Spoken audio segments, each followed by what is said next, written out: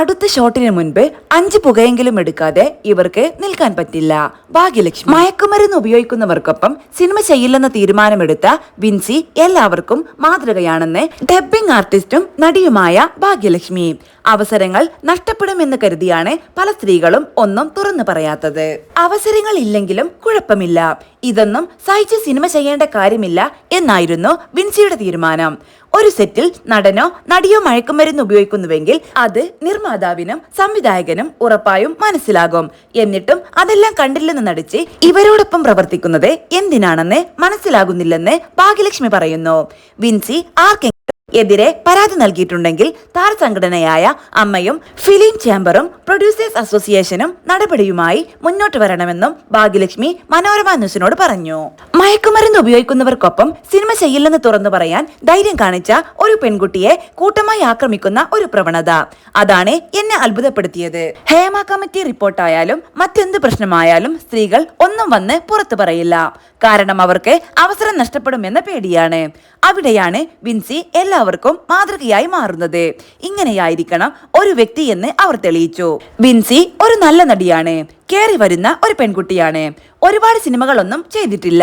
എന്നിട്ടും അവർ പറയുന്നു സിനിമയില്ലെങ്കിലും ജീവിക്കുമെന്ന്. ആ ഒരു ആത്മവിശ്വാസത്തെ നമ്മൾ അഭിനന്ദിച്ചേ മതിയാകൂ. ഇത് പെൺകുട്ടികൾ മാത്രമല്ല ആൺകുട്ടികളും തീരുമാനിക്കണം. ഇങ്ങനെ മദ്യപിച്ചുകൊണ്ട് അല്ലെങ്കിൽ ഇത്തരത്തിലുള്ള ലഹരി വസ്തുക്കൾ ഉപയോഗിച്ചുകൊണ്ട് എന്നോടൊപ്പം ജോലി ചെയ്യാൻ പറ്റില്ലെന്ന് തന്നെ തുറന്നു പറയണം. ഉപയോഗിക്കുന്നവർ ഉപയോഗിച്ചോട്ടെ, അത് ഓരോരുത്തരുടെ സ്വാതന്ത്ര്യമാണ്. അത് അവരുടെ സ്വകാര്യ ഇടങ്ങളിൽ മാത്രം ഉപയോഗിക്കണം, അവരുടെ വീടിനുള്ളിൽ ഉപയോഗിക്കണം.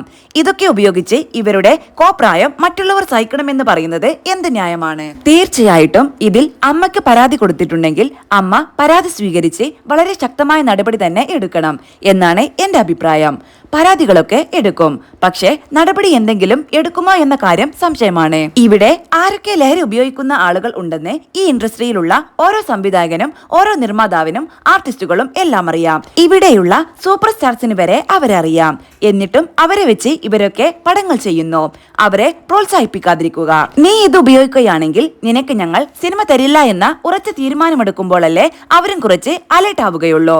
എന്റെ ചീത്ത സ്വഭാവം കാരണമാണ് എനിക്ക് തൊഴിലില്ലാതെ ആകുന്നത് എന്ന് അവർക്കും മനസ്സിലാകും. തൊഴിലാണോ പ്രധാനം, അവരുടെ ലഹരി ഉപയോഗമാണോ പ്രധാനമെന്ന് അവർ സ്വയം തീരുമാനിക്കും. ഇവിടെ ഒരുപാട് നിർമ്മാതാക്കൾ ഇത് കണ്ടും കേട്ടും നിൽക്കുന്നുണ്ട്. ലഹരി ഉപയോഗം ഒരുപാട് കൂടി വരികയാണ്. അതിന് ഏറ്റവും ശക്തമായ നടപടികൾ എടുക്കേണ്ടത് അത്യാവശ്യമാണ്. ഒരു പത്രസമ്മേളനം നടത്തിയിട്ട് കാര്യമില്ല, അവർക്കെതിരെ എന്ത് നടപടിയെടുത്തു എന്നാണ് പറയേണ്ടത്.